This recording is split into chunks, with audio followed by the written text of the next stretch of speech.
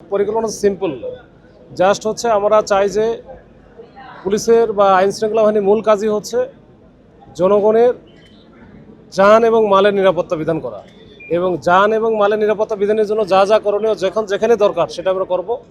এখানে যেহেতু আলোচিত এটা একটা অঞ্চল, এখানে কিন্তু আসলে রাষ্ট্রের ভিতরে রাষ্ট্র ছিল আমরা শুনেছি।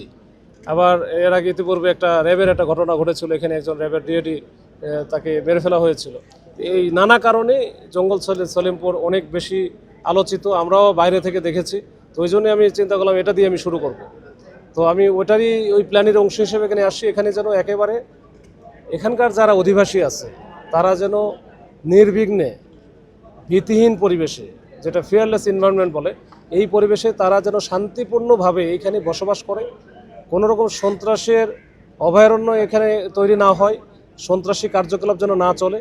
এখানে অন্যান্য এলাকার মতো এই জঙ্গল সলিমপুরে যেন অন্যান্য এলাকার মতো বাংলাদেশের যেন এখানে একবারে শান্তি শৃঙ্খলাভাবে শান্তিপূর্ণভাবে জনগণ বসবাস করতে পারে, সেই নিশ্চয়তা দেওয়ার জন্য আমি এখানে আসছি।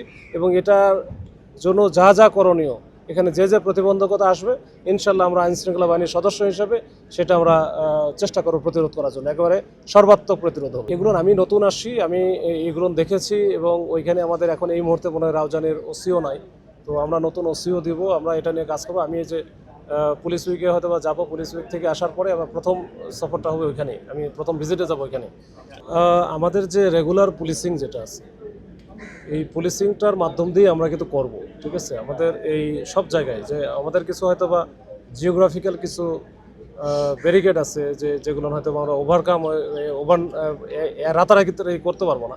তারপরেও আমাদের সব জায়গায় যে আমাদের এই যে রোবাস্ট পেট্রোলিং বা ওই চেকপোস্ট বা ফুড পেট্রোলিং বা অন্যান্য যে ব্যবস্থাগুলো আছে এবং ব্লক রেড যেগুলো আছে, এগুলো আমরা সবই করব যখন যেখানে দরকার। আর গতকালকের ঘটনা আমরা শুনেছি এবং এটার পিছনের যে কাহিনীগুলো, এগুলো না কিছু জানার চেষ্টা করতেছি আর কি।